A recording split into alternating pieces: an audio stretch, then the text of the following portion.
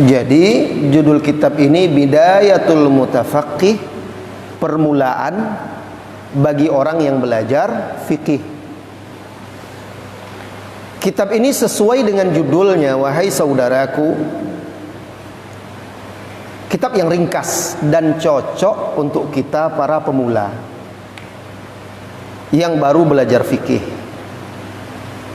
Karena kelebihan kitab ini singkat, padat, dia seperti kaedah-kaedah, mudah untuk kita mengingat-ingat dan menghafalnya.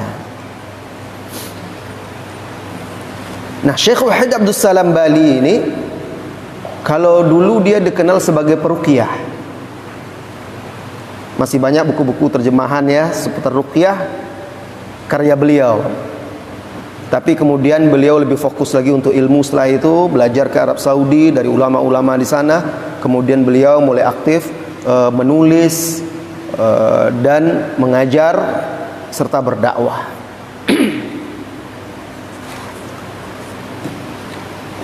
Baiklah, silahkan buka halaman 3.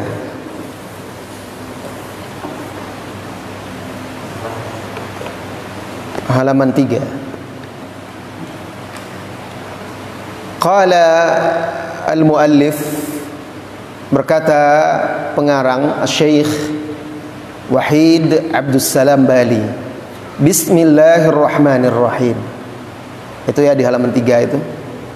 Beliau mulai kitabnya dengan bismillah. Dan ini sesuai dengan Al-Qur'an. Al-Qur'an juga dimulai dengan bismillah. Demikian juga Rasulullah sallallahu alaihi wasallam. Beliau memulai surat-suratnya, kalau beliau mengirim surat itu dengan bismillah. Kitab-kitabnya, beliau ngirim surat, atau disebut juga dalam bahasa Arab kitab. Surat yang dikirim itu kitab. Beliau mulai dengan bismillah. Jadi ini para ulama kita terbiasa kalau menulis kitab, risalah, makalah, tulisan, mereka mulai dengan bismillah. Karena meniru, meneladani Al-Quran pertama, kedua Rasulullah sallallahu alaihi wasallam, karena Rasulullah dalam tulisan-tulisan surat-suratnya beliau awali dengan bismillah. Bismillahirrahmanirrahim. Kemudian yang kedua juga untuk dalam rangka mengharapkan berkah dari bismillahirrahmanirrahim itu, agar kitab yang ditulis atau ilmu yang dipelajari diberkahi oleh Allah Subhanahu wa taala. Ada di dalam sebuah hadis, walaupun hadis ini dikritisi oleh sebagian ulama, ada yang melemahkannya, tetapi maknanya sahih. Kullu amrin dzibalin, setiap perkara-perkara yang memiliki kepentingan, urusan yang ingin kita kerjakan, la yubda'u bi bismillah, tidak dimulai dengan bismillah, fahuwa abtar, maka dia terputus. Maksud terputus di sini dari keberkahan. Nah, muqaddimah, pendahuluan ya. Ini muqaddimah beliau. Dan ini yang ada di teman-teman kopian cetakan pertama ini tahun 99. Adapun yang sama Ukasha sama Zubair ini agak tebal, ini cetakan ke-15. Di cetakan ke-15 sebenarnya Syekh menambahkan di depan adab-adab penuntut ilmu. Tapi nggak apa-apa karena pelajaran kita pelajaran fikih ya. Jadi langsung kita tidak ada masalah. Beliau Syekh Wahid Abdus Salam Bali hafizahullah taala berkata, alhamdulillahi wa kafa. Alhamdulillahi wa kafa wa salamun ala ibadihi alladhina istafa wa ba'du. Alhamdu, segala puji ya. Jadi memuji di sini maksudnya, memuji Allah di sini meyakini segala nikmat itu dari Allah Subhanahu wa taala. Kemudian bersyukur dengan lisan kita. Memuji Allah. Itu dia alhamdu. Alhamdulillahi, segala puji bagi Allah semata. Wa kafa, wa dan kafa itu cukup. Cukup, kafa artinya cukup. Alhamdulillah, segala puji bagi Allah dan itu sudah cukup.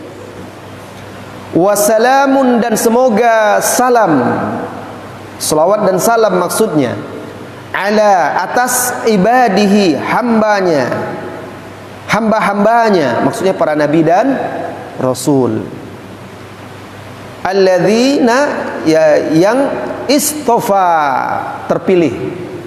Istofa, terpilih.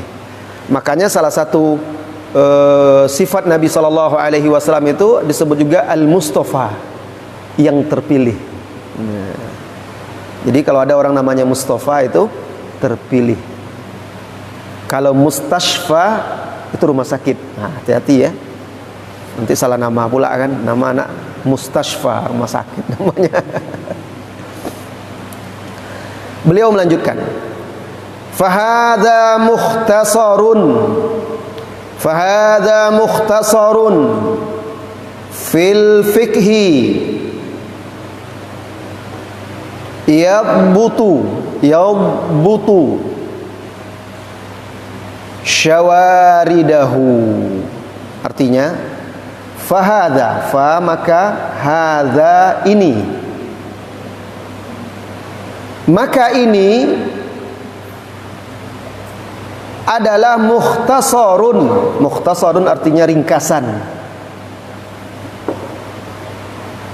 Fil fiqhi, dalam ilmu fikih.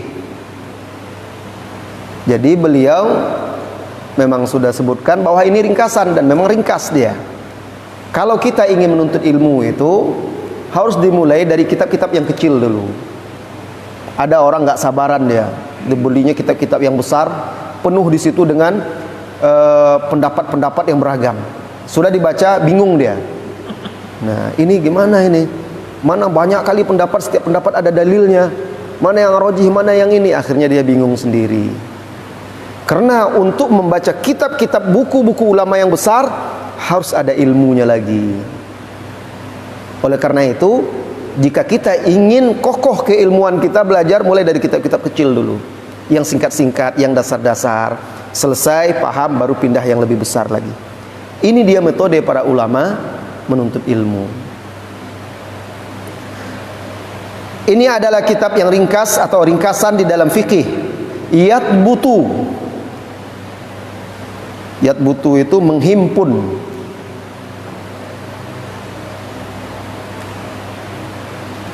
Syawaridahu, syawarid jamak syaridah, artinya yang tercerai-berai atau bercerai-berai, yang bercerai-berai darinya.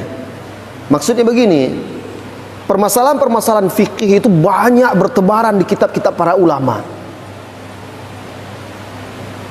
Beliau ringkaslah permasalahan itu dalam bentuk kaedah-kaedah atau batasan-batasan, sehingga bisa menghimpun berbagai masalah itu. Contoh, masalah air. Kalau kita dalam fikih kan ada itu pembagian air. Itu pembahasannya luas. Kalau kita buka kitab fikih para ulama kita luas.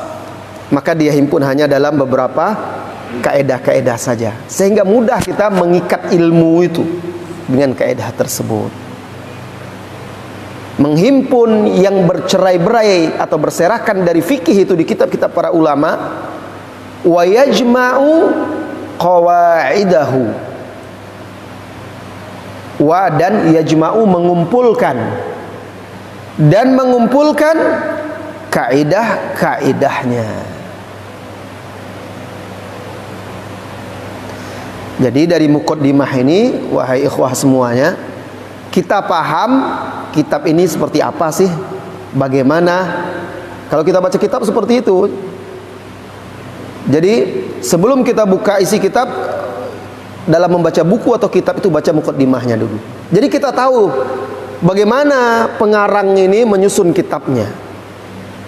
Dan karakteristik kitab itu kita pun bisa tahu, sehingga membantu kita untuk memahaminya. Beliau melanjutkan, hafizahullah ta'ala, iqtasartu fihi ala ma sahha, iqtasartu fihi ala ma sahha daliluhu. Iqtasartu fihi ala ma sahha daliluhu. Enak ini besar-besar ya tulisannya. Nah. Iqtasartu itu artinya aku mencukupkan. Iqtasartu, aku mencukupkan atau membatasi. Bisa juga fihi, padanya, pada kitab yang ringkas ini, ma apa-apa, ma itu artinya apa-apa, soha yang sahih, daliluhu, dalilnya.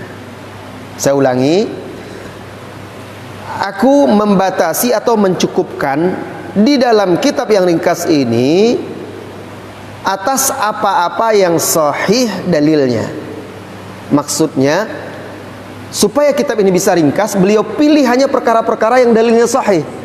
Yang kurang sahih atau perdebatan-perdebatan itu tidak dimasukkan, karena kalau enggak jadi besar kitabnya.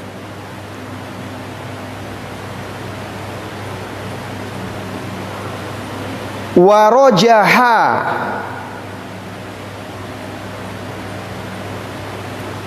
madluluhu. Rojaha itu rojih, dan paling rojih, paling kuat. Nah, rojih itu yang paling kuat. Madluluhu, pendalilannya atau metode pendalilannya. Nah.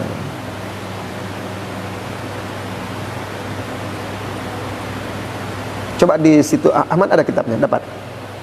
Coba di situ. Itu kitabnya udah. Oh, udah ya.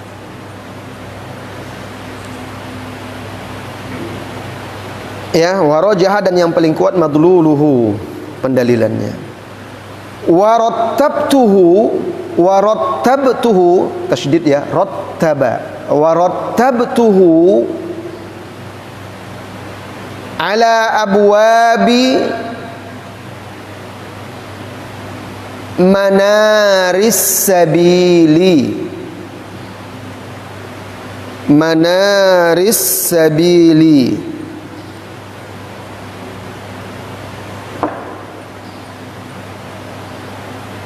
liyakuna tamhidan lahu wa madkhalan ilaihi. Baik, kita terjemahkan. Warattabtuhu, dan rattabtuhu, aku susun atau aku menyusunnya, maksudnya menyusun kitab ini. Ala abwab, ala atas atau berdasarkan, maksudnya di sini berdasarkan abwab, bab-bab. Manaris Sabil, nama kitab itu ya, berdasarkan bab-bab kitab Manaris Sabil. Nah, disinilah kita perlunya belajar dengan guru. Kalau kalian baca saja mungkin Manarus Sabil ini kalian terjemahkan, nanti kalian cari kamus, manar cahaya, sabil jalan. Padahal yang dimaksud beliau itu kitab, ada kitab namanya Manarus Sabil. Nah, beliau susun kitab ini sesuai dengan bab-bab, judul babnya sesuai dengan kitab Manarus Sabil itu, dia ikuti susunan judulnya. Nah, Manarus Sabil itu kitab hadis, hadis fikih, kayak seperti Bulughul Maram, ya, Nailul Autar. Nah, itu kitab hadis-hadis yang disusun berdasarkan bab-bab fikih. Nah, beliau ikuti itu. Jadi Manarus Sabil itu nama kitab. Liyakuna, agar ia menjadi. Ia di sini maksudnya kitab ini. Agar ia menjadi.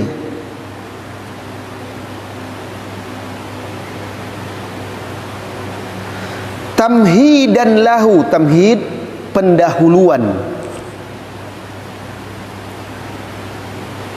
lahu baginya.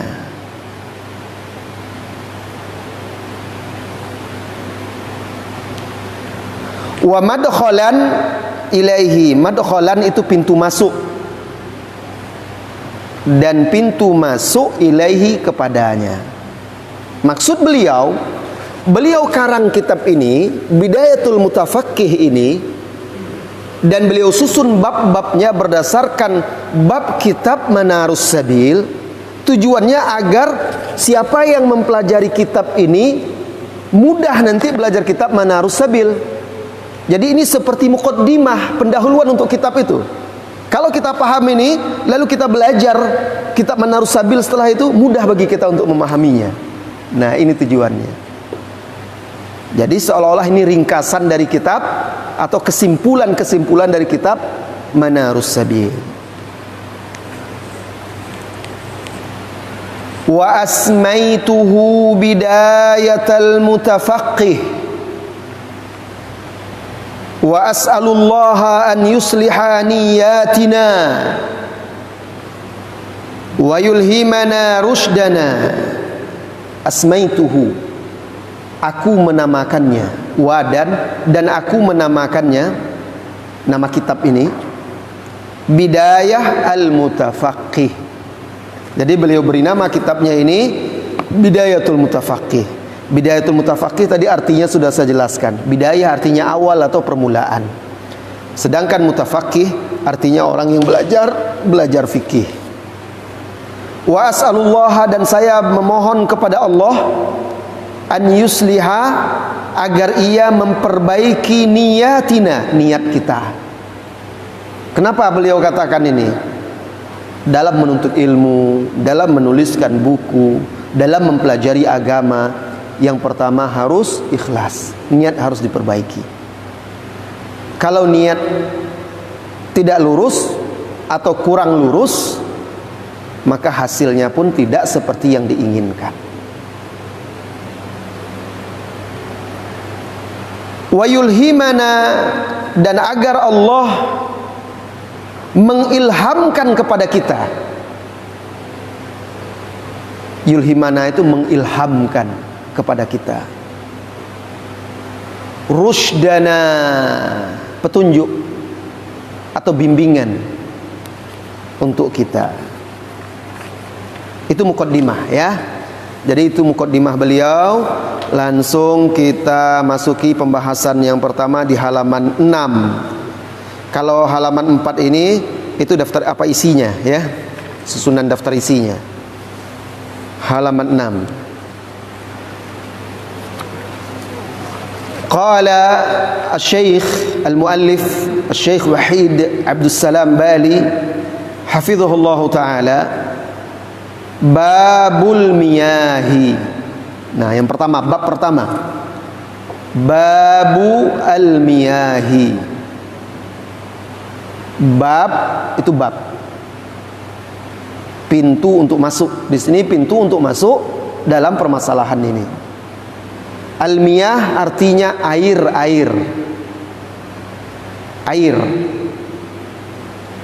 Jadi bab ini menjelaskan tentang macam-macam air yang berkaitan dengan bersuci. Karena air adalah alat bersuci. Jadi di dalam agama kita, alat untuk bersuci itu ada air, dan ada juga selain air seperti tanah ya, untuk tayamum, pengganti air. Atau ada juga yang digunakan untuk bersuci atau mensucikan diri dari najis selain air, seperti beristijmar dengan batu atau benda-benda lainnya yang dibolehkan. Itu media atau alat yang digunakan untuk bersuci di dalam agama kita. Dan yang pokok adalah air. Wa fihi dhabitun wahidun. Wa fihi, di dalam bab ini, dan di dalam bab ini ada satu dhabit. Apa maksud dhabit di sini? Dhabit itu batasan. Jadi batasan di sini maksudnya disingkat, dihimpunnya menjadi satu ungkapan yang bisa mencakup permasalahan yang banyak di bawahnya. Dia bukan kaedah, kaedah lain lagi. Kalau kaedah itu landasan, kalau dia tidak membatasi permasalahan itu sehingga dia tidak meluas, jadi dhabit. Aqsamul miyahi thalathatun. Aqsamul miyahi thalathatun. Aqsam itu bentuk jamak dari kismun. Qismani aqsamun, artinya macam-macam atau jenis-jenis. Al-miyah, apa tadi al-miyah? Air. Macam-macam air itu thalathatun, ada 3. Jadi air itu di dalam syariat kita terbagi 3. Sebagian ulama ada yang mengatakan terbagi menjadi 2. Nah, beliau merojihkan, memilih pendapat yang mengatakan air itu terbagi menjadi 3. Dan ini pendapat yang rojih insyaallah. Air itu ada 3. Yang pertama yaitu tahur. Jenis air yang pertama disebut tahurun. Kalau di dalam kita belajar fikih atau antum-antum belajar fikih, sering tahur ini diartikan oleh ustaz-ustaz atau guru-guru yang suci lagi mensucikan. Airnya suci dan bisa digunakan untuk bersuci. Ini tahur. Kalau di sini beliau definisikan, ini definisi di bawahnya. Yang pertama yaitu tahur, air yang tahur. Apa itu air yang tahur? Qal, beliau berkata, wa huwa al-baqi ala khilqatihi. Wa huwa al-baqi ala khilqatihi. Wa huwa, yaitu al-baqi, yang tetap berada, ala, di atas, khilqatihi, sifat asal penciptaannya. Sifat asal penciptaan air itu, dia tidak berubah. Air itu cair, air ya air yang kita pahami itu, dan tidak berubah dari air itu. Contohnya air sumur, air hujan, air sungai, air laut, air mata air, air embun, air es, air salju, dia masih air, belum berubah asal dari penciptaan, asal penciptaannya. Nah, ini semuanya suci lagi mensucikan, disebut tahur. Bisa digunakan oleh kita untuk bersuci, berwudu, mandi. Bisa juga digunakan untuk mensucikan, mensucikan dari najis. Seperti kita ketika buang hajat, lalu kita, istilah kita cebok kan, bersuci. Nah, dan dia suci, tidak najis, bisa digunakan untuk bersuci atau mensucikan. Ini jenis air yang pertama. Air yang pertama ini, saya ulang lagi, air sumur, air hujan, air sungai, air laut, air mata air, air telaga, air danau, air embun, air salju, air es, itu bisa digunakan untuk bersuci. Baik bersuci dari hadas ataupun najis. Hadas itu yang keluar dari salah satu jalan, keluar dari kemaluan atau keluar dari dubur. Seperti apa? Kencing, angin, air besar. Nah, ini hadas, menyebabkan orang jadi tidak suci. Maka dia bisa bersuci dengan salah satu air yang tahur tadi. Kemudian yang kedua, ada lagi jenis yang kedua disebut tahirun, suci. Tapi dia tidak mensucikan. Dia suci, tapi tidak bisa digunakan untuk bersuci. Dan tidak bisa digunakan untuk mensucikan dari najis.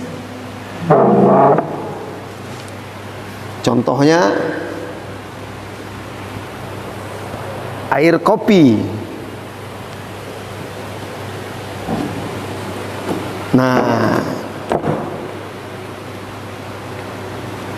sebenarnya orang Indonesia saja yang menyebutnya air kopi. Bahasa kita. Kalau orang lain, dia bangsa lain, bahasanya mereka tidak disebut air ya. Kalau kopi, kalau dalam bahasa Arab gohwa, tidak dibilang ma'ul kohwa, enggak. Kalau dalam bahasa Inggris apa? Coffee. Teh, orang kita yang menyebut air teh, padahal dia nggak air lagi istilahnya. Dia sudah keluar dari asal penciptaannya, sudah keluar dari penyebutan air, disebut teh. Makanya dalam bahasa Inggris pun tidak ada. Kalau air apa? Ada disebut tea water gitu, nggak disebut kan? Nggak ada. Dalam bahasa Arab itu juga syai atau syahi. Nah, dia suci airnya ini.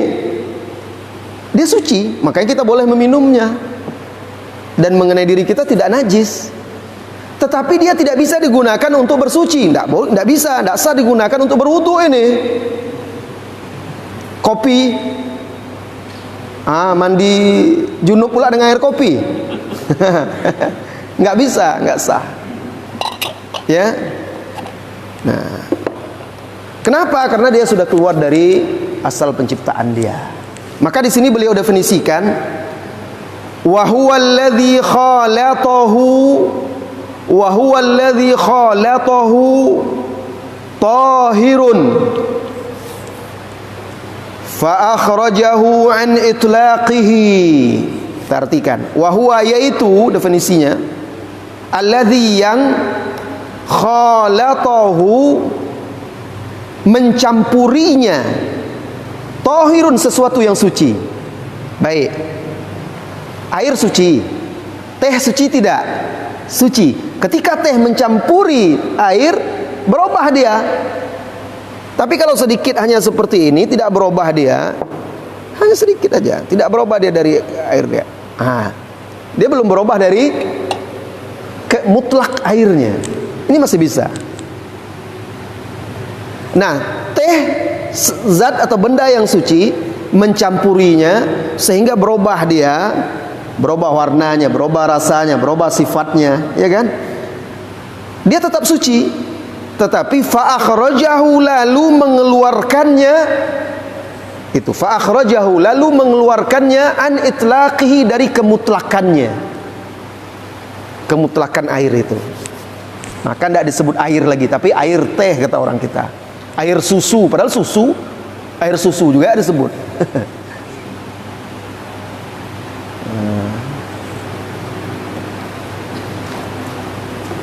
Nah, dia suci, tapi tidak bisa digunakan untuk bersuci. Ats-tsalits, yang ketiga, jenis air yang ketiga, najisun.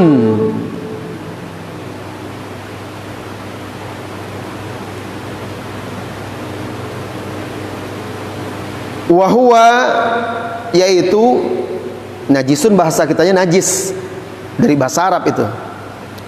Definisinya, wahuwa, yaitu alladzi, yang khalatathu najasatun,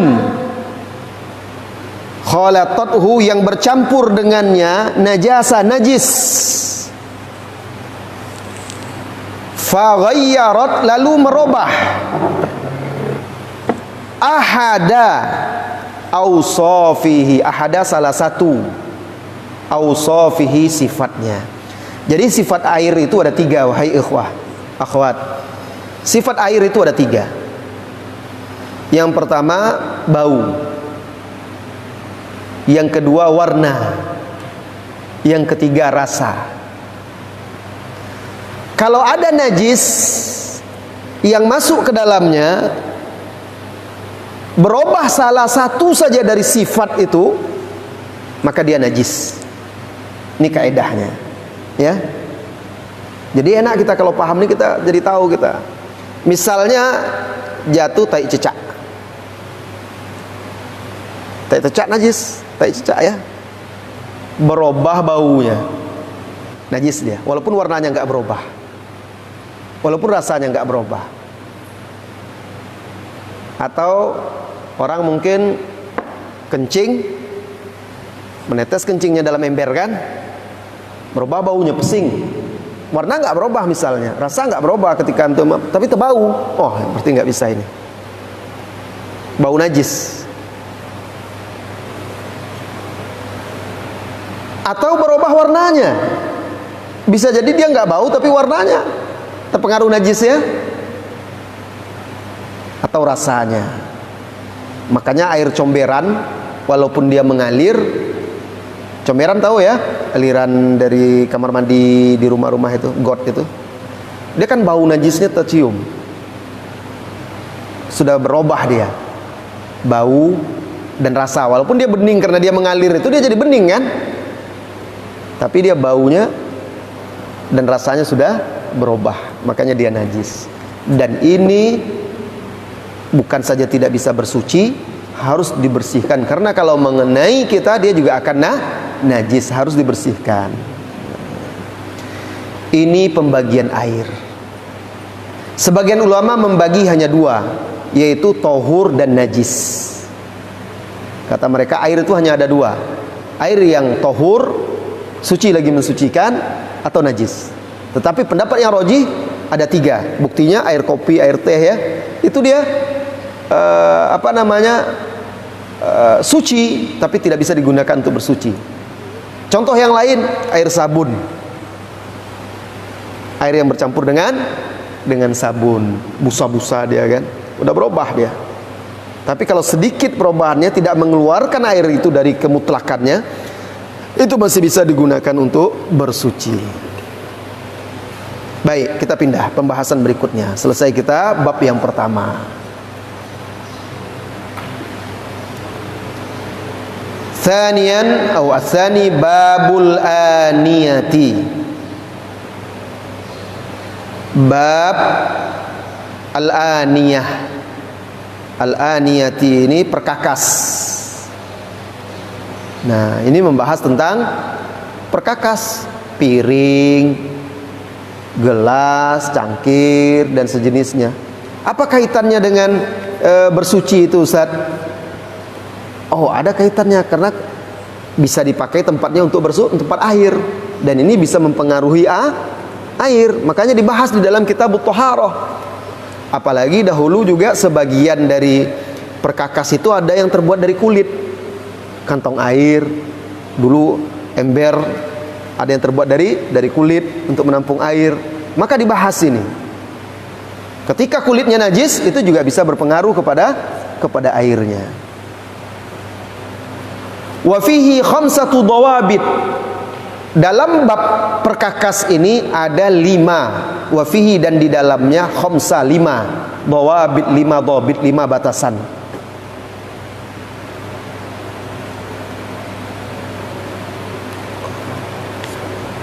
Ad-dhabitul awwalu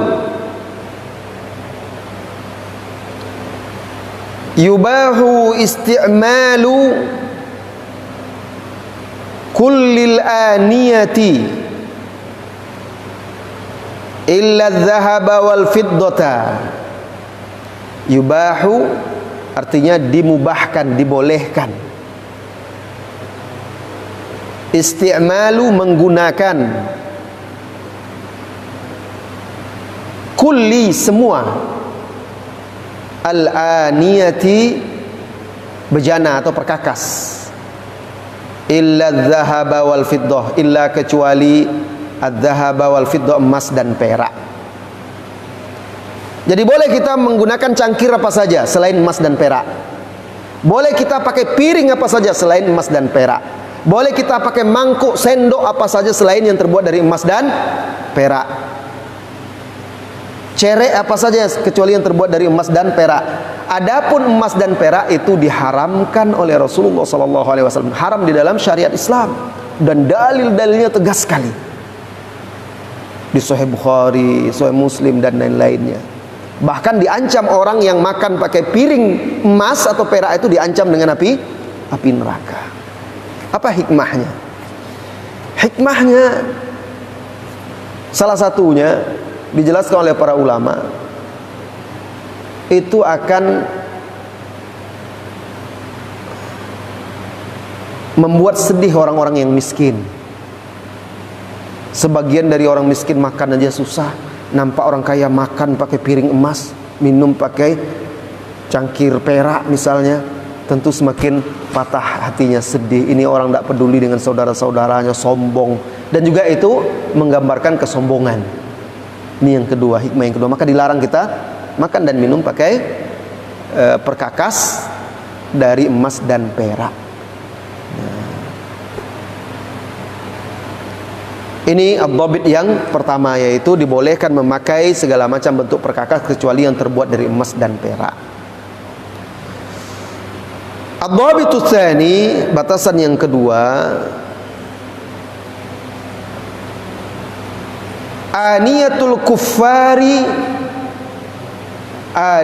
kuffari, perkakas orang kafir, piring, gelas, cangkir, kuali, periuk, mangkuk punya orang kafir, tahiratun, suci. Suci. Malam yu'lam itu di malam itu selama tidak diketahui. Malam yu'lam itu selama tidak diketahui. Annahum, bahwasanya mereka yastakhdimunaha, menggunakannya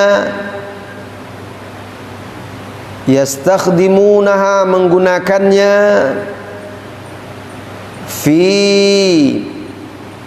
pada najasatin, sesuatu yang najis. Ini ada syaratnya ya.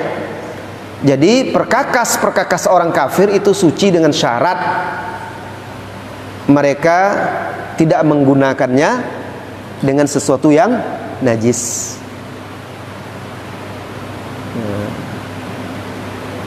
Apa contohnya menggunakan dengan sesuatu yang najis? Masak daging babi, dia makan daging babi pakai piring mangkuk itu, atau daging anjing, atau dia pakai khamar kan, atau minum khamar pakai gelas cangkir itu. Kalau kita tahu bahwa mereka masak yang najis pakai perkakas dan peralatannya itu, nggak boleh kita pakai selagi ada yang suci, yang punya kita. Kalau kita tahu dia gunakan gelas cangkir itu untuk minum khamar, nggak boleh kita pakai selagi ada yang suci. Tapi kalau nggak tahu, kita nggak ada bukti, nggak ada dalil, nggak boleh pula kita menduga-duga, ya.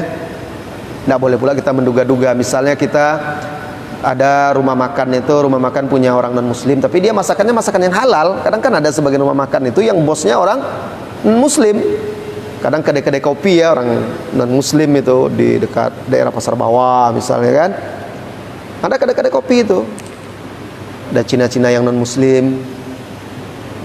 Boleh kita makan di sana selama kita tahu dia tidak memasak yang najis di situ, tidak ada masalah. Dan dia juga misalnya kalau hewan-hewan yang dimasak di situ, misalnya ayamnya apanya itu dipotong ya secara islami, nggak ada masalah, karena kan pegawai-pegawainya orang muslim biasanya, ya. Tapi kalau ada bukti, ada informasi yang valid, bukan prasangka dan praduga ya, informasi yang valid dan bukti dia di sana masak yang najis pakai perkakas itu, maka tidak boleh kita ke sana, tidak boleh kita gunakan kecuali nggak ada lagi yang lain. Nah, pernah sahabat bertanya kepada Rasulullah SAW, wahai Rasulullah, kami berada di negeri orang-orang non muslim, orang kafir, apa boleh kami menggunakan perkakasnya, bejananya? Apa kata Rasulullah SAW? Tidak, kecuali kalian tidak mendapatkan yang lain selain itu, maka cucilah dulu. Harus dicuci, dibasuh. Ini kaedahnya terhadap perkakas orang-orang kafir.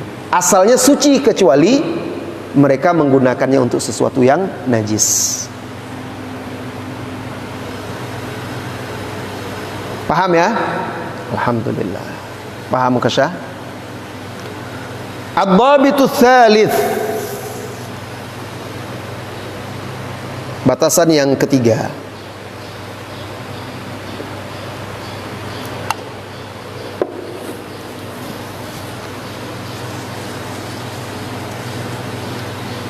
azmul maitati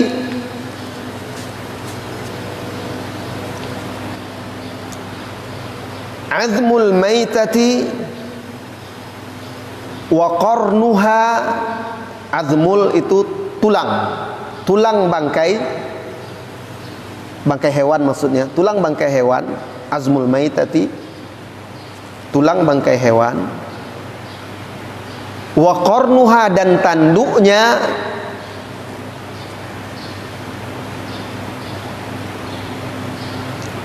Wa zufruha, dan kukunya.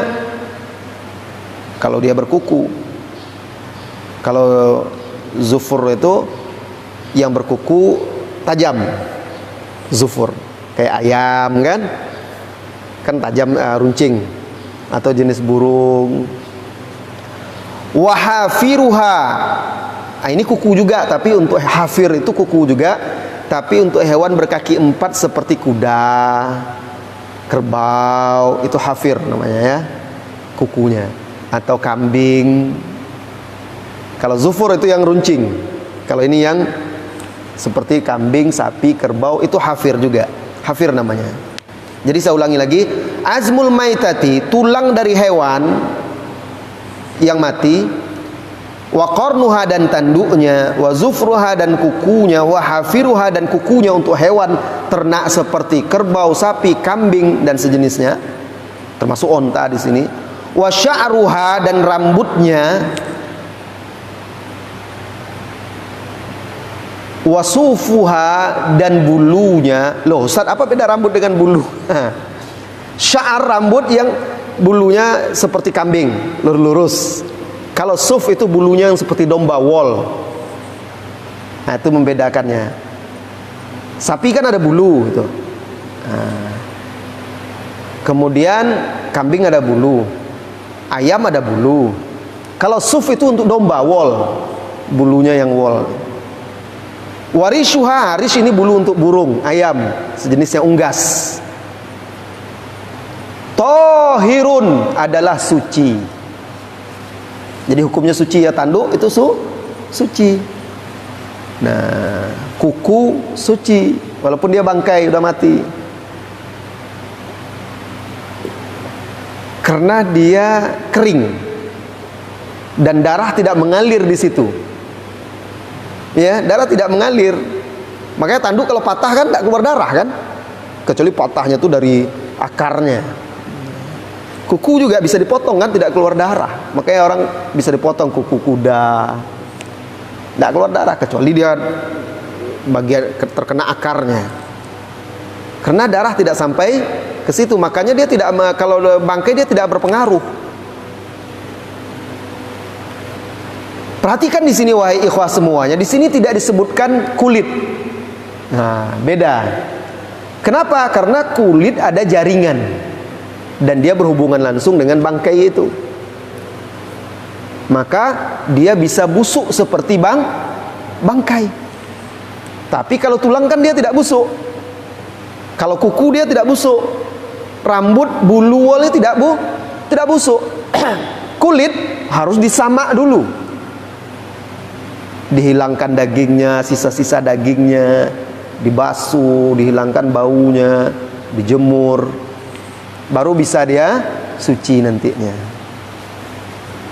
Jadi ini kaidah atau dobit yang ketiga, atau batasan yang ketiga, bahwa tulang, tanduk, kuku hewan yang runcing atau kuku hewan yang tumpul seperti yang terbelah, kuku yang terbelah seperti hewan ternak ya, yang kaki 4, sya'ruha, bulunya, sufuha, woolnya, rishuha, bulu unggas, tahir, hukumnya adalah suci, jadi tidak najis. Oleh karena itulah wahai ikhwah semuanya, sebagian ulama berbeda pendapat tentang bulu anjing. Nah, jadi kalau anjing hidup itu, kalau yang dipegang bulunya tidak najis.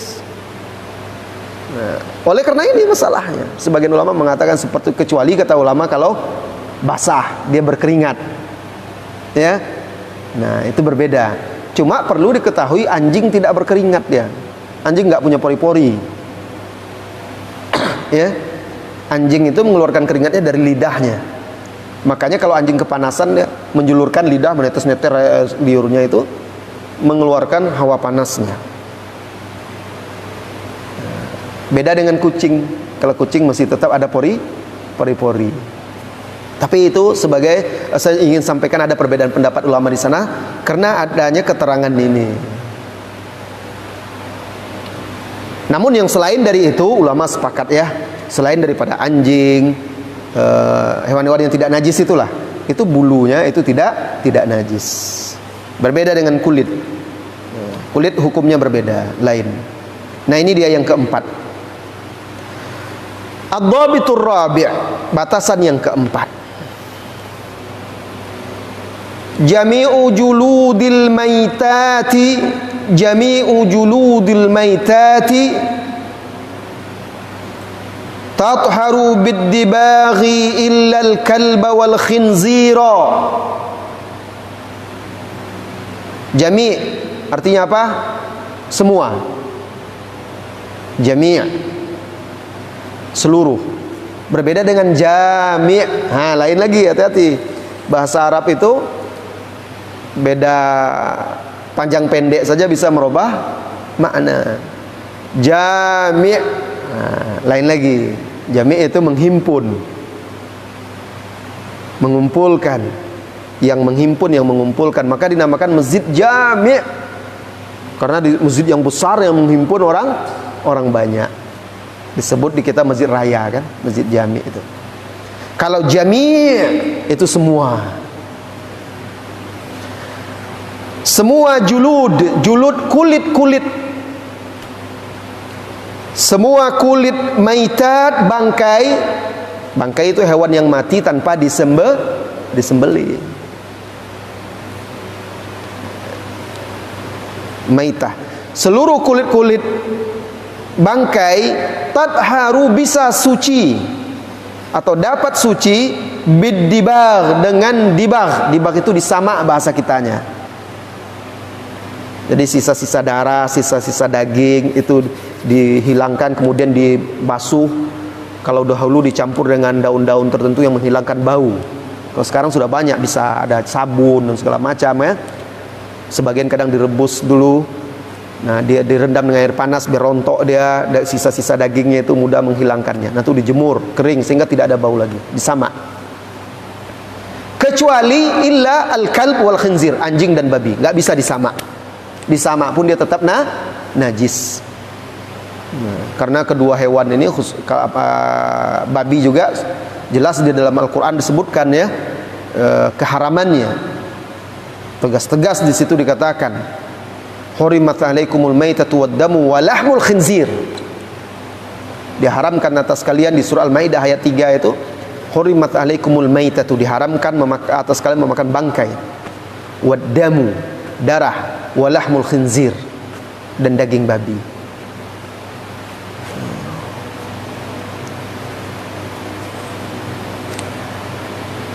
Kecuali anjing dan babi, itu tidak bisa disamak dan tidak bisa disucikan kulitnya. Ingat kulit ya, bukan bulu, tadi lain hukumnya ya. Nah, kalau bulunya orang ulama masih berbeda pendapat kalau masalah bulu anjing itu dipegang apakah najis atau tidaknya.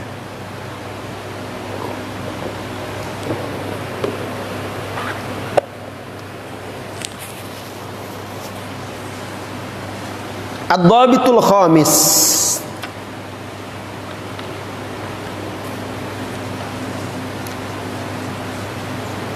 Jadi saya menjelaskannya secara singkat saja ya.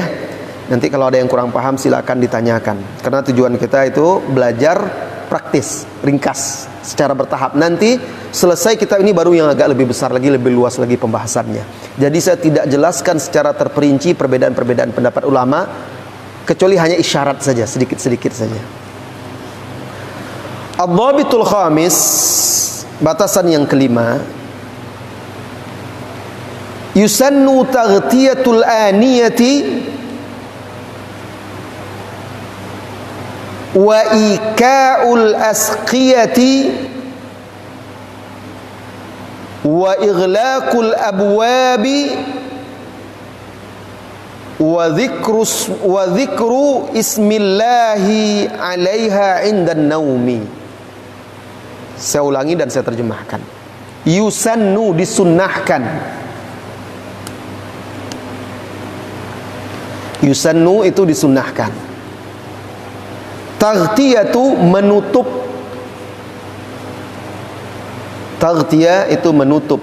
Disunnahkan menutup al-aniyah, bejana-bejana,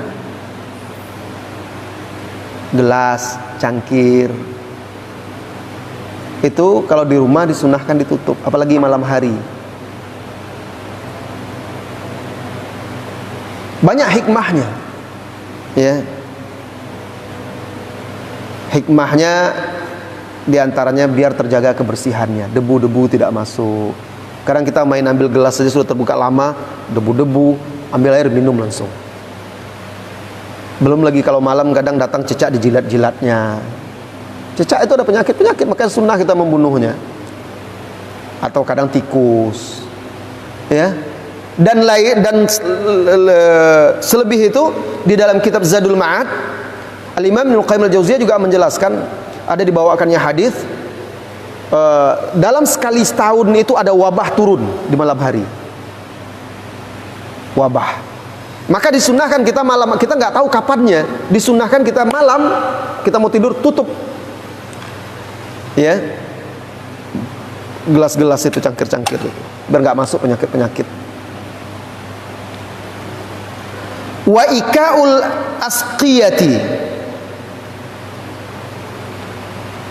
atau membalikkan, disunahkan juga membalikkan. Kalau tidak bisa ditutup, dibalikkan. Minimal ada sesuatu di atasnya, entah sendok atau apa, tutup, ya. Nah, seperti itu, seperti ini misalnya. Nah.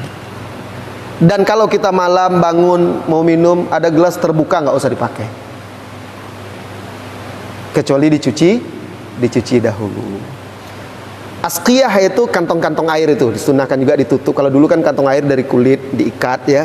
Nah, wa ighlaqul abwab, ighlaq itu menutup pintu-pintu.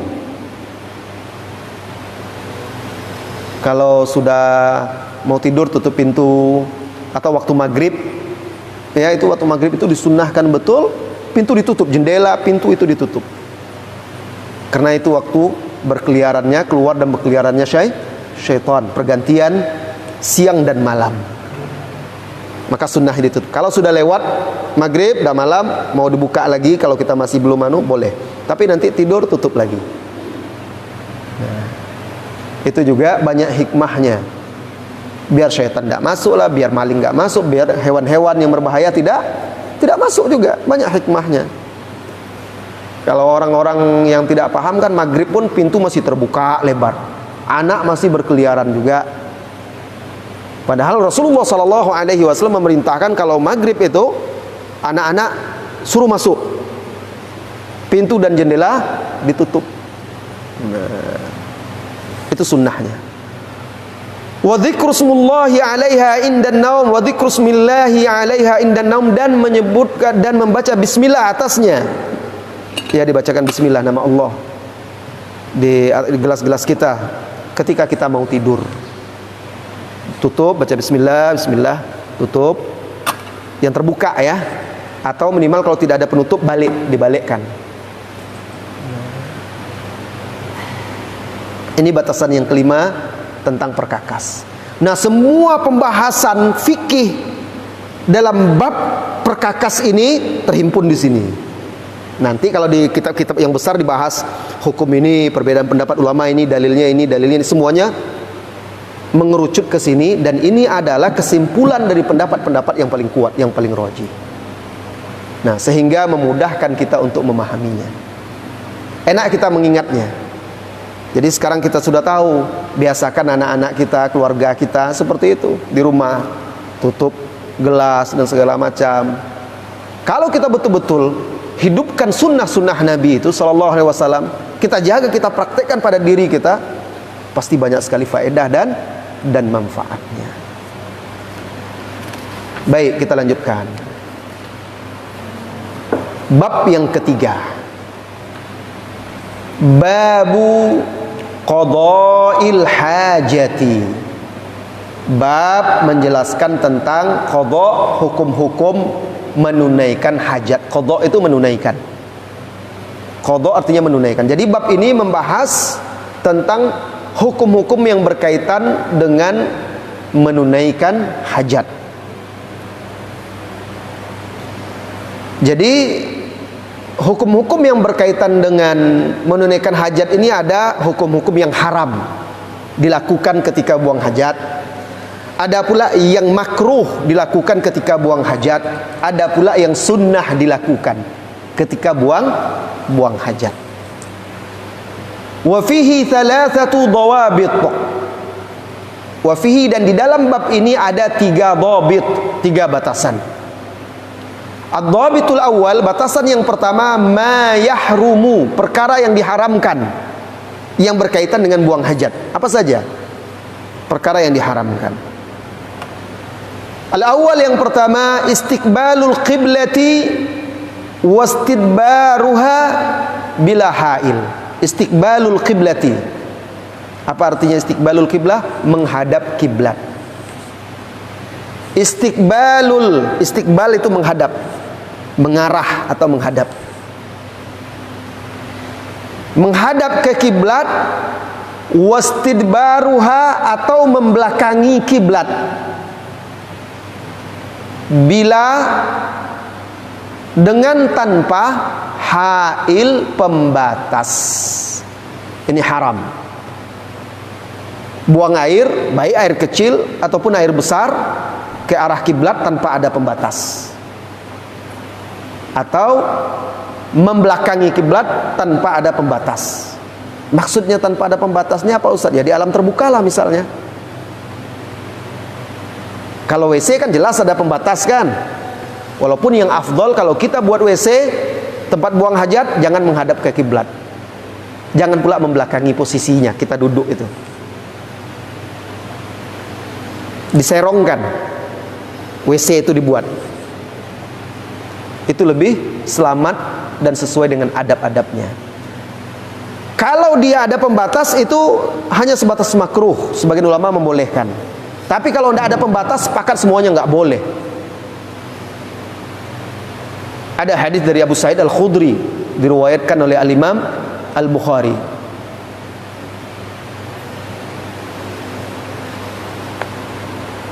Dan ada sahabat Abdullah ibnu Umar pernah melihat Rasulullah SAW. Dia waktu itu memanjat rumahnya Hafsah, naik ke atas rumahnya Hafsah. Beliau pernah melihat Rasulullah, posisi Rasulullah, tapi tidak melihat sepenuhnya. Melihat posisi Rasulullah buang hajat itu menghadap ke kiblat, cuma dalam bangunan, dalam WC. Di rumah Aisyah, rumah Hafsah istri Rasulullah SAW dan kakaknya Abdullah ibnu Umar. Oleh karena itulah para ulama mengatakan di sini dijelaskan oleh beliau yang dilarang itu adalah tanpa pembatas. Contohnya di alam terbuka. Misalnya Anda sedang di suatu tempat, tidak ada di situ WC, mau buang hajat, maka tidak boleh menghadap atau membelakangi kiblat. Haram hukumnya. Dan ini jarang dipraktekkan oleh orang kan, sembarang aja orang kalau di luar itu. Ya. Nah, pokoknya terkenang buang hajat, kencing. Misalnya di tempat-tempat wisata, kayak di sungai-sungai, di apa kan. Kadang sopir-sopir itu keluar dia kencing tak kemana-mana menghadapnya kan. Yang jelas dia menghadap ke ban, itu aja lah, ke roda kan. Cuma kan kalau membelakangi kiblat kan nggak boleh. Nah, Atsani, yang kedua yang haram dilakukan saat buang hajat, fi qari'atit tariqi waz-zilli wa mawaridin nasi, tengah jalan. Fi qari'atit tariq, di tengah jalan nggak juga boleh buang hajat. Memang ada orang buang hajat tengah jalan. Ya di jalan raya mungkin nggak ada ya, kalau di kampung-kampung misalnya atau jalan-jalan yang sepi kan, langsung sedang jalan kencing dekat situ. Lewat orang situ terbau kan, pesing, bau tai. Nah, ini perkara yang dilaknat. Rasulullah sallallahu alaihi wasallam bersabda, "Ittaqu al-mala'in ats-tsalatsa." Jauhilah oleh kalian 3 perkara yang dilaknat. Di antaranya ini. 3 ini. Buang hajat di tengah jalan, wadzil atau di tempat orang berteduh. Di tempat orang berteduh. Maksudnya apa? Di situ biasanya orang berteduh, duduk-duduk di taman, di kebun, di apa? Biasa orang di situ duduk-duduk kencing dekat situ. Pas orang mau duduk-duduk situ terbau kan, wah bau pesing. Ya kurang ajar orang nih, akhirnya dilaknatnya kan. Nah, disumpah-sumpah sama orang. Ya, kadang-kadang kan terlaknatlah yang buang air di sini. Ada tulis orang di situ kan, karena banyak orang buang air di situ. Nah, di tempat orang berteduh, di taman-taman. Wa mawaridin nas, dan tempat-tempat yang sering didatangi oleh orang, atau mawarid itu tempat air, sumber air manusia. Sumber air manusia. Ya kalau di sekarang, di zaman sekarang kan orang sudah ada sumur masing-masing. Tapi bisa jadi ya suatu saat barangkali Anda pergi misalnya ke tempat, contohnya juga yang tidak boleh itu kan dilarang pergi ke kolam renang. Kan dilarang, tidak boleh kencing di kolam renang. Tapi orang kan cuek aja kadang terbau pesing kan. Nah, jadi itu tidak boleh. Atau di sungai-sungai yang kecil airnya mengalir, tapi kecil, atau air yang orang sering ke situ, telaga kecil, kencing di situ. Nah, itu nggak boleh. Ya. Jadi ini mengajarkan kepada kita adab-adab. Bagaimana kita berinteraksi dan bersosial dengan manusia serta dengan alam-alam sekitar kita. Jadi haram hukumnya buang hajat sembarangan. Yang ketiga, haram juga atsalis, buang hajat wasatol kuburi, di tengah pekuburan. Itu juga nggak boleh.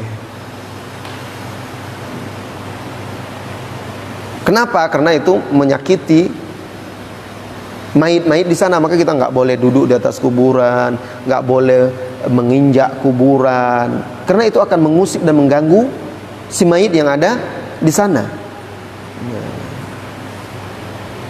Dan juga menghormati kaum muslimin yang ada di situ. Maka tidak boleh, apalagi buang hajat di situ. Rabi'an, yang keempat, fil ma'ir rakidi, di air yang tergenang dan dia sedikit. Contohnya di bak ya, yang kecil, kencing di situ, itu nggak boleh.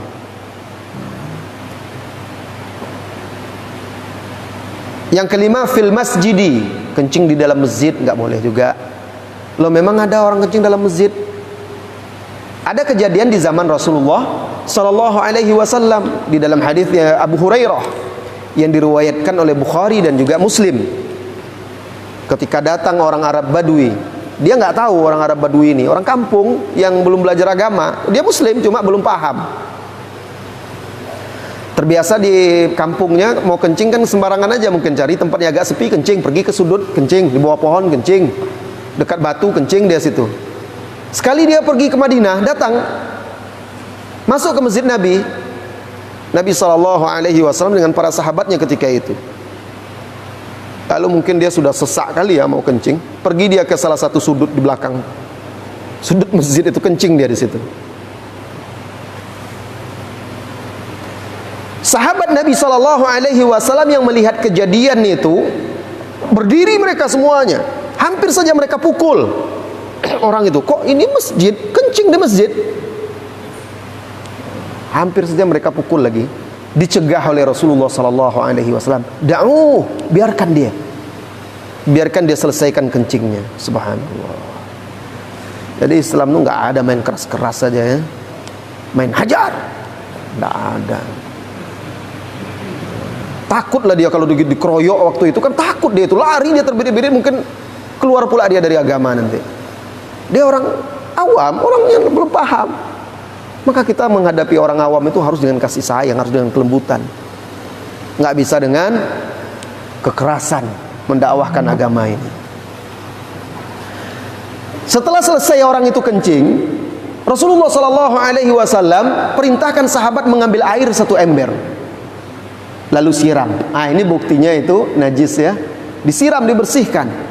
Hukum asalnya itu haram, perbuatan orang itu nggak boleh, tapi dia karena dia tidak tahu. Setelah selesai semuanya, Rasulullah pegang tangannya, ajak dia menjauh dari orang-orang itu. Rasulullah jelaskan dengan baik. Kata Rasulullah Sallallahu Alaihi Wasallam, sesungguhnya masjid ini dibangun untuk zikrullah, untuk mengingat Allah, berzikir kepada Allah, ibadah kepada Allah, dan tidak boleh untuk hal-hal yang seperti itu. Dijelaskan dengan yang baik. Haram kencing di dalam masjid, buang hajat. Dan ini peringatan bagi orang tua yang membawa anak-anak kecil. Hati-hati. Kalau sudah tahu anak kita itu masih ngompol, buang air kecil sembarangan, lalu tidak dikasih pempes, dibawa juga ke masjid, kencing dia, yang bertanggung jawab di hadapan Allah adalah orang tuanya. Anak itu gak berdosa, tapi orang tuanya. Dan dia wajib membersihkan itu, ya, dibersihkan najisnya itu.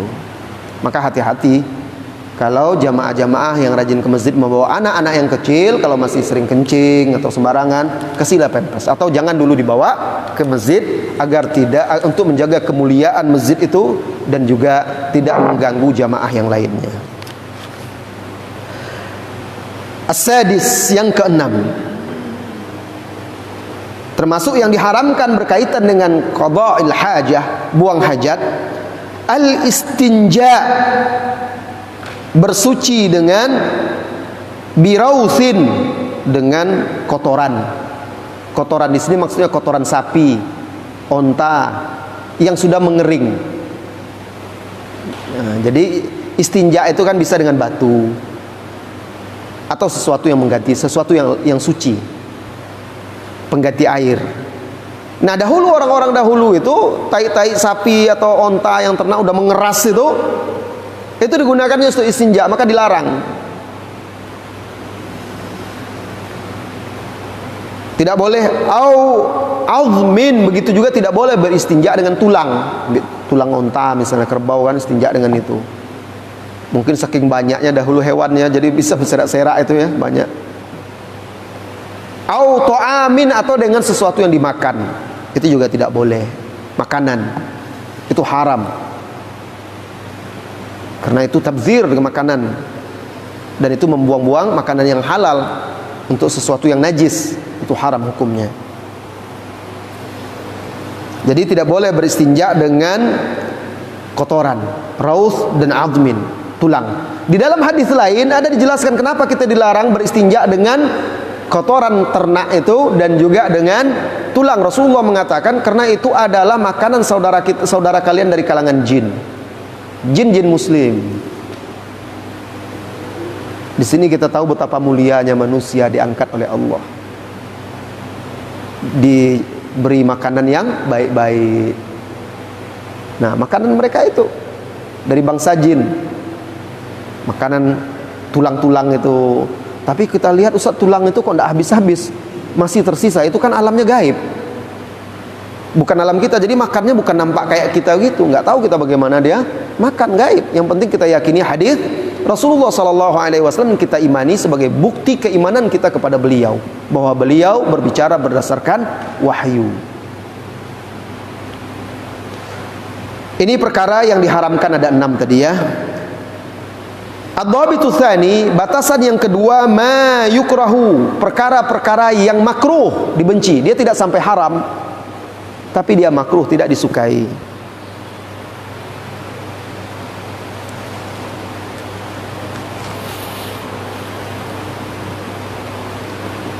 Yang pertama, al-kalamu asna'a qada'iha. Al-kalamu asna'a qada'iha. Al-kalam, berbicara. Asna'a, ketika sedang, qada'iha, buang hajat. Mungkin WC-nya bersebelahan kan? WC kan ada banyak nih, mungkin pergi buang hajat bersebelahan, cerita-cerita pula satu sama lain kan, sambil buang hajat. ngobrol di situ. Ini makruh, tidak haram tapi makruh. Atau satu di luar, yang satu nunggu di depan pintu karena ngantri kan, sambil cerita pula. Nah, ini juga tidak boleh, makruh. Ngobrol ketika sedang buang hajat. Kecuali kalau kita punya kebutuhan, misalnya, oh rupanya gayungnya ndak ada, kita sudah di dalam, minta tolong kita, fulan, tolong ngambilkan gayung, itu nggak ada masalah. Ya itu daruri, kebutuhan kita. Atsani, yang kedua yang dimakruhkan, al-baulu fi mahabbir rih,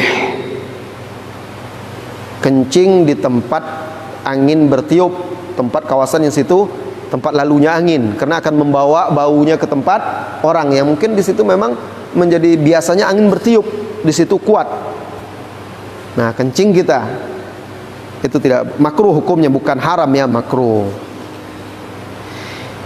Yang ketiga, istishabu ma fihi dzikrullah, membawa ke dalam WC atau buang hajat itu sesuatu yang di dalamnya terkandung zikrullah. Misalnya ada buku-buku yang di situ ada zikir-zikirnya, masuk ke dalam WC itu nggak boleh, makruh hukumnya. Ya, kalau disengaja, dia tahu disengaja dan Al-Quran dibawanya, itu bisa jatuh kepada haram. Membawa sengaja mushaf Al-Quran ke dalam WC. Ini kan sesuatu ya, bukan Al-Quran, sesuatu yang di dalamnya ada zikrullah, ada lafaz-lafaz Allah, zikrullah, kadang tulisan-tulisan ya yang mengandung zikrullah. Kita lupa, kita lipat-lipat rupanya, atau kadang buletin kan, ada di kantong kita, atau ada apalah promosi buku atau apa, ada zikrullah di situ. Kita bawa ke WC, itu hukumnya makruh. Kalau sudah terbawa, Ustaz, bagaimana Ustaz? Usahakan dia disembunyikan. Jadi tersembunyi dia dan terjaga, karena tempatnya WC itu kotor, tempat najis. Di sana banyak syaitan. Ya. Rabi'an, yang keempat, al-istinja'u bil yamin. Bersuci, istinja, bersuci atau cebok bil yamin, dengan tangan kanan. Ini juga tidak boleh, makruh hukumnya. Karena tangan kanan ini digunakan untuk sesuatu yang baik. Rasulullah SAW, kalau beliau melakukan sesuatu yang kurang bagus, seperti bersuci, buang hajat, itu ya, dalam bersuci buang hajat itu menggunakan tangan kiri. Makanya makan kita disuruh menggunakan tangan kanan, karena tangan kiri ini untuk sesuatu yang tidak baik. Dari sini para ulama menyimpulkan, termasuk gosok gigi itu sunnahnya megangnya dengan tangan kiri, karena akan membersihkan ya sesuatu yang kotor. Nah, makanya kalau congkel-congkel telinga kan, kalau bisa jangan pakai tangan kanan ya. Nah, sudah congkel-congkel telinga, lupa kita kan makan ambil kue. Nah, pokoknya untuk yang mulia, yang baik, yang bersih, itu tangan kanan. Bahkan secara adab pun, etika, budaya kita, tangan kanan ini untuk sesuatu yang baik, menghormati orang. Maka menunjuk-nunjuk orang tangan kiri kan tidak sopan. Kenapa? Karena dianggap ini untuk sesuatu yang tidak baik, itu penghinaan. Mengulurkan sesuatu barang, apalagi kepada orang tua, tidak boleh tangan kiri adatnya. Bagus, kenapa? Karena itu tidak pantas untuk orang yang kita muliakan. Baik, ini dia perkara-perkara yang makruh berkaitan dengan buang hajat. Ad-dhabitu tsalits, batasan yang ketiga, ma yustahab, yang disunnahkan, yang disukai. Ma yustahab artinya yang disukai atau yang disunnahkan saat buang hajat.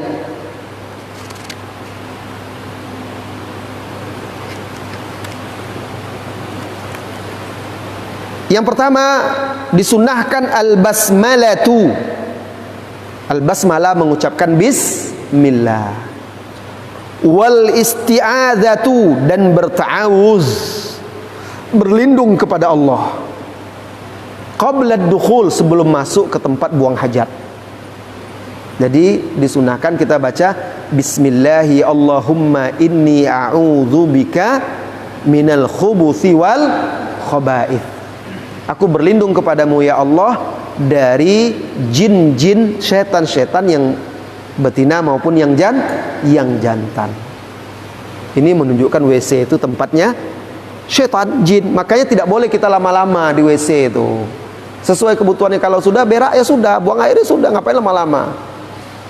Sebagian orang kan karena dia sambil merokok buang hajat itu lama kali sambil menghabiskan rokok sebatang itu. Nah, sudahlah buang lama-lama di WC itu hukumnya makruh. Kemudian ditambah lagi dia merokok pula di sana. Bagaimana kalau WC kita bercampur dengan kamar mandi, Ustaz? Kita mau mandi ya juga, walaupun kamar mandi juga tidak bagus lama-lama. Ngapain lama-lama di tempat yang kotor ya? Kalau selesai mandi ya sudah selesai.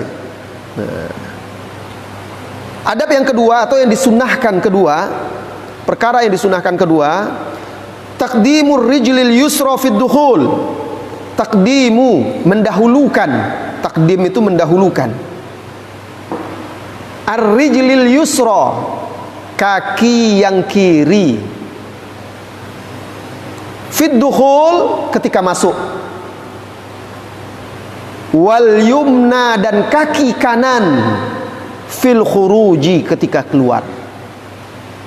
Jadi sunnahnya masuk WC itu Bismillahirrahmanirrahim, inni a'udzubika minal khubuthi wal khaba'ith. Langkahkan kaki kiri, karena kita ke tempat yang kotor. Kalau ke masjid dahulukan kaki kanan. Ketika keluar dari WC itu dahulukan kaki kanan. Kalau kita keluar dari masjid itu kaki kiri. Karena kita dari tempat baik ke tempat yang kurang baik. Kalau dari masjid. Kalau dari WC itu dari tempat buruk ke tempat yang baik, maka kaki kanan. Yang ketiga disunnahkan qaulu ghufranaka ba'dal khuruj. Disunnahkan mengucapkan ghufranaka setelah keluar, jangan menjelang keluar. Mau keluar baca itu masih dalam WC. Zikir ya, kan makruh zikrullah itu ada di dalam WC. Ketika kita masuk pun kan baca doanya sebelum masuk. Nah, ketika keluar juga baca ghufranaka setelah di luar WC. Ghufranak, aku memohon ampunanmu ya Allah. Loh Ustaz, kenapa kita memohon ampunan? Tadi sudah dijelaskan di WC itu tempatnya setan. Dan barangkali kita melakukan kesalahan-kesalahan di WC itu, contohnya bersuci kurang bersih, atau percikan-percikan dari air seni itu kita lupa belum terbersihkan, atau yang lain-lainnya kita melakukan perkara yang makruh atau ada kesalahan kita. Nah, maka keluar kita mohon ampun kepada Allah Subhanahu wa taala. Ghufranak. Itu di luar. Ikhwah semuanya, dengan demikian selesai bab qada'il hajah dan sudah pukul 3. Alhamdulillah. Jadi ringkas dan enak memahaminya. Ini perkara-perkara yang penting. Insyaallah kita cukupkan sampai di sini materinya. Waktu yang tersisa kita gunakan untuk bertanya jawab. Kalau ada pertanyaan dari ikhwah silahkan. Naam, Pak Syam dulu. Waalaikumsalam. Ada kriteria-kriteria yang sempit. Kalau kita misalnya pergi ke hutan, kan misalnya ada pohon yang ada airnya. Gimana kita nggak tahu di situ nggak ada lagi, misalnya di lokasi tersebut nggak ada air. Maka terpaksa ada kan kayu-kayu yang biasanya mengeluarkan air. Nah itu apakah kita bisa gunakan kalau misalnya untuk minum pun tidak apa-apa, kita gunakan misalnya untuk bersuci atau dan juga misalnya yang air kelapa atau sejenisnya, bisa enggak? Baik. Selama dia masih belum keluar dari kemutlakan air, sifatnya air itu kan dia sifatnya tidak ada rasa sebenarnya, ya, warna juga, itu dasarnya, kecuali yang sudah dipengaruhi oleh yang lain. Air coklat itu pengaruh tanahnya, ya kan? Kalau dia masih air masih boleh, tapi kalau sudah lumpur nggak boleh lagi kan, beda itu. Bukan berwudu dengan lumpur lagi. Ya.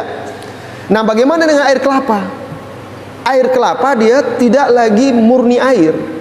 Artinya dia sudah keluar dari kemutlakan air, dari asalnya air itu.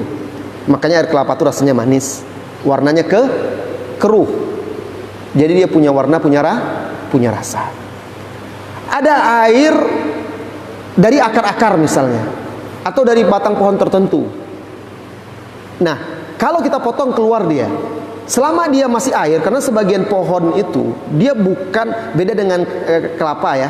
Kalau pohon, sebagian akar-akar pohon itu dia menyimpan air hujan dan segala macam ya yang jatuh kepada dia, tersimpan di situ, sehingga ketika dipotong keluar dia tidak berubah, tetap air aja. Tidak ada rasa tertentu, warnanya juga tidak berubah. Nah, ini masih disebut air. Berbeda dengan air kelapa tadi. Air kelapa itu kan dia tertutup, dia dari putih, kecil, lalu dia memproses, ya, ada prosesnya sehingga ada air di dalamnya. Jadi tidak dimasukkan oleh para ulama kita dari jenis-jenis air yang mutlak tadi.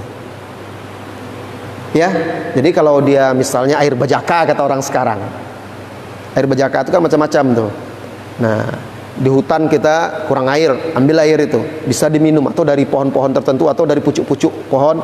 Selama itu bukan proses dari pohon itu dia menampung air, tidak ada masalah. Selama tidak berubah dia dari kemutlakan airnya. Itu enggak bedanya dengan air yang di tanah. Selama dia masih air, belum menjadi lumpur, itu masih bisa digunakan. Kemudian kalau tidak ada air, kita ke hutan misalnya, Ustaz, adanya cuma air kelapa misalnya, Ustaz, bagaimana kita bersuci? Kan bisa tayamum, iya kan? Nah, tayamum pengganti air. Kalau tidak ada air, daripada kita tayamum mendingan air kelapa. Nggak bisa, air kelapa tidak dimasukkan sebagai media untuk bersuci, karena dia keluar dari istilah air itu sendiri. Karena air tadi istilahnya huwa wa huwa alladzi baqi ala khilqatihi, yaitu air yang masih tetap pada asal penciptaannya, belum berubah. Itu definisinya. Jadi batasannya itu, kalau dia sudah berubah dari asal penciptaannya, rasa, bau, ya, atau warnanya ini, maka dia sudah keluar. Dia suci, tapi tidak bisa digunakan untuk bersuci. Allahu a'lam bissawab. Silahkan. Naam. Waalaikumsalam. Bagaimana maksudnya jika celana kita tahu bahwa celana itu terkena percikan, terkena kencing kita, terus misal celana itu belum kita cuci, gimana? celana itu belum kita cuci, Belum kita cuci, digantung misalnya, digantung ya. dan beberapa hari kemudian kita pakai dan kita lupa bahwa itu terkena percikan tadi. Bagaimana hukumnya? Ya, baik. Najis itu bisa hilang walaupun tanpa dicuci. Ketika apa? Ketika hilang zatnya. Bisa karena terjemur, larut dia, hilang karena panas. Ya.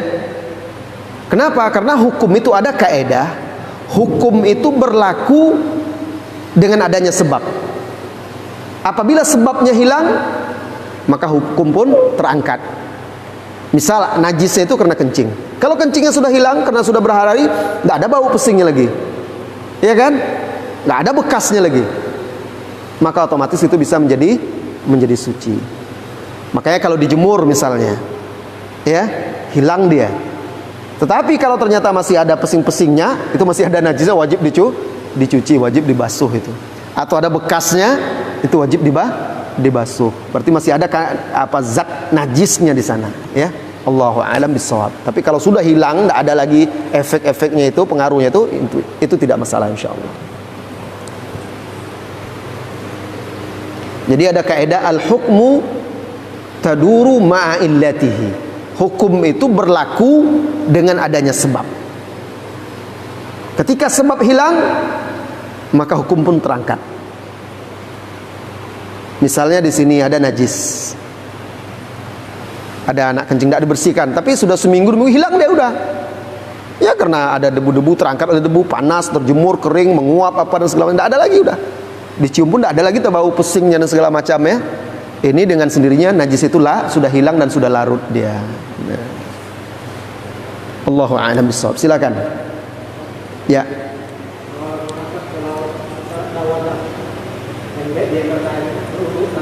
Di ember. Kadang-kadang kita pakai bersuci. Apa yang masuk ke situ? Oh, cicak. Percikan? Cicak itu mati. Kotorannya. Oh, kotorannya. Iya.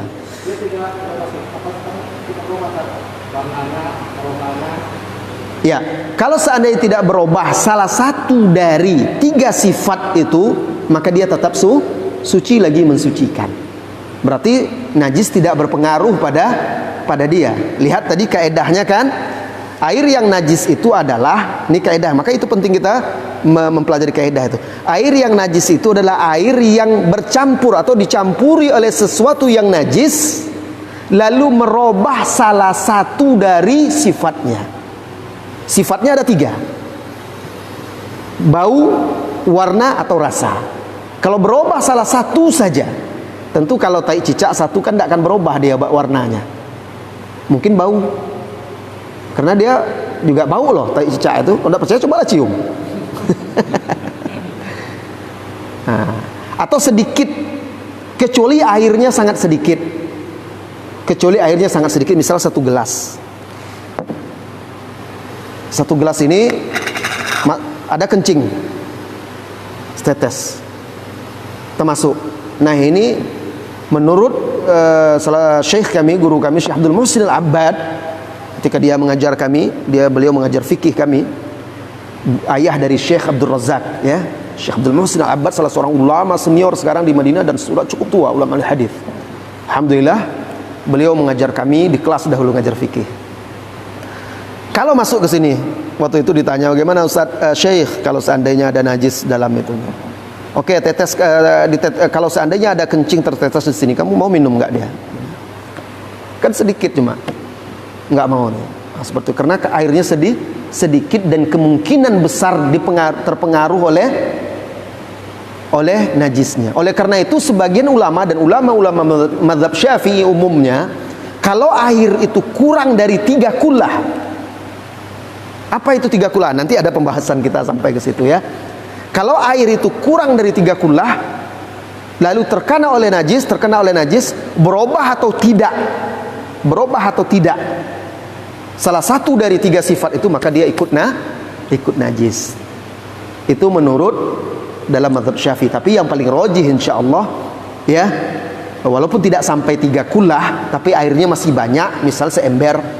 Kalau memang tidak berubah bau, warna, dan rasa, maka dia tetap suci lagi mensucikan. Allahu a'lam bissawab, ya. Nah, silakan kalau ada lagi pertanyaan.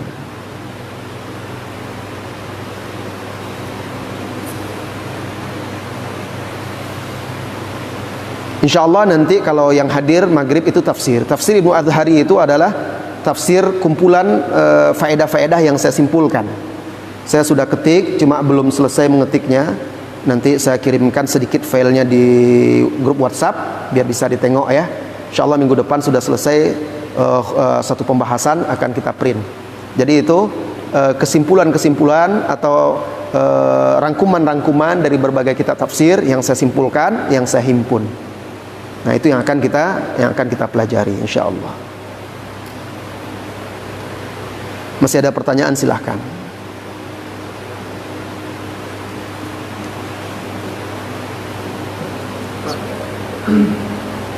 Bagaimana hukumnya dengan membawa handphone ke kamar mandi?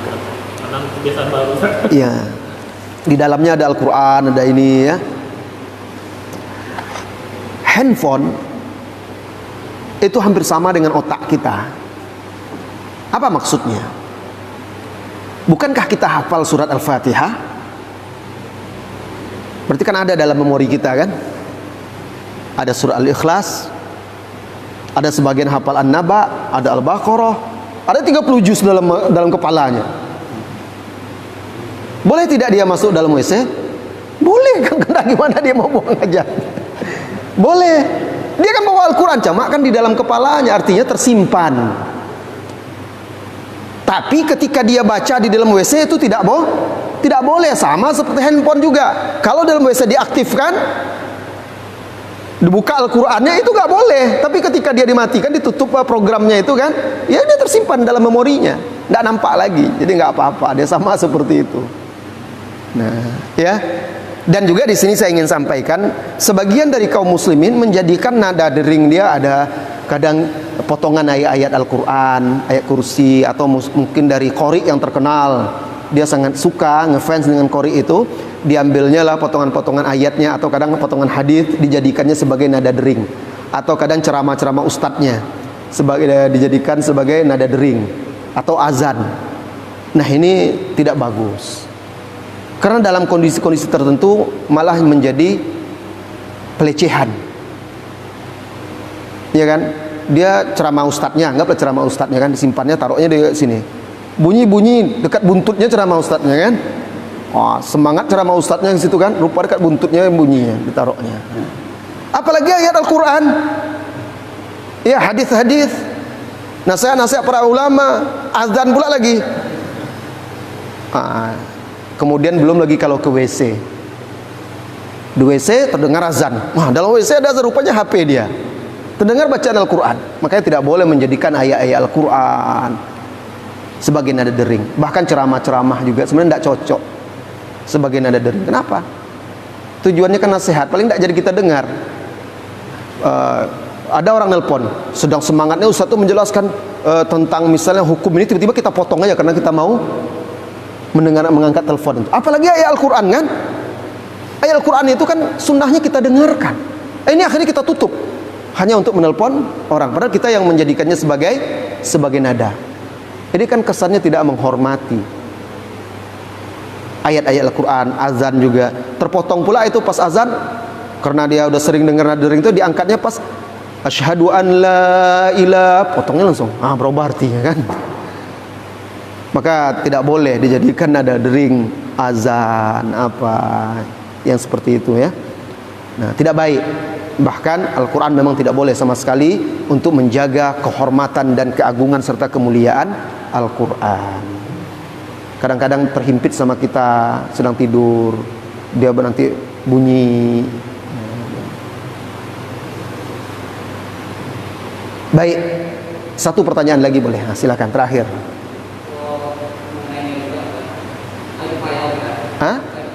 Air payau.